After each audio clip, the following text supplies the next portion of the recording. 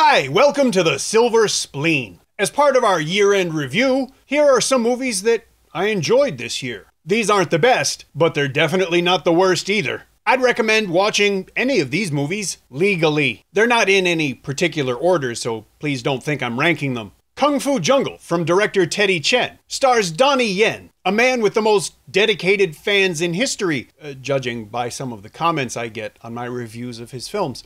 Well, here's a Donnie Yen movie that I enjoyed. It's a lot of fun, has some great martial arts, and Donnie Yen never really goes too Donnie. What's not to like? Golden Brother stars Bosco Wong as a young man who has to make some important life decisions. That sounds pretty uninteresting, and I can admit that the trailer wasn't much better, but I really did enjoy this movie. I can't even really explain why, except somehow it just worked for me. It's worth watching just for Liu Kai-chi's performance, but there's other good things in it too.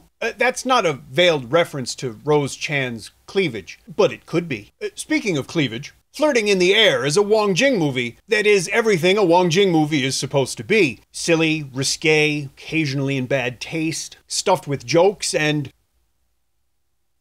I had a swing like that on my porch, I'd eat it. Connie Man's not the only reason to watch this movie. I'm sure there are other ones. I just can't seem to remember any of them at the moment. Remember God of Gamblers? Well, the Chinese New Year gave us From Vegas to Macau, in which Chow Yun-fat gambled. He wasn't reprising the role of God of Gamblers, but who cares? It's Chow Yun-fat in a gambling movie. Yeah, it's a New Year movie, so it's silly and it's overblown and downright assaultive in its presentation, but that's what they're supposed to do.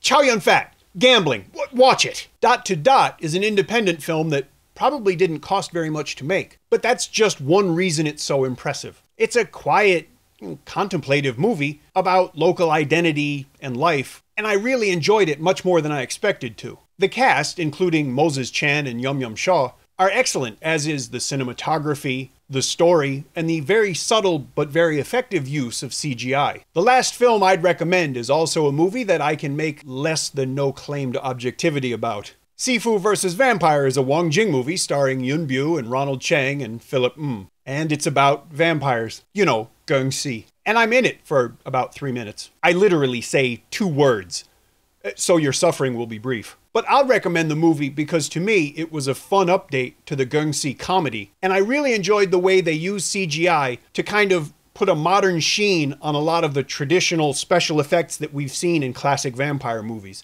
It's still the same kind of stuff, it just looks nicer. And you know what? Considering I got to meet Zhang Lujiao when I shot my scene, that's not a euphemism. You guys are just lucky that I didn't make this my #1 movie this year.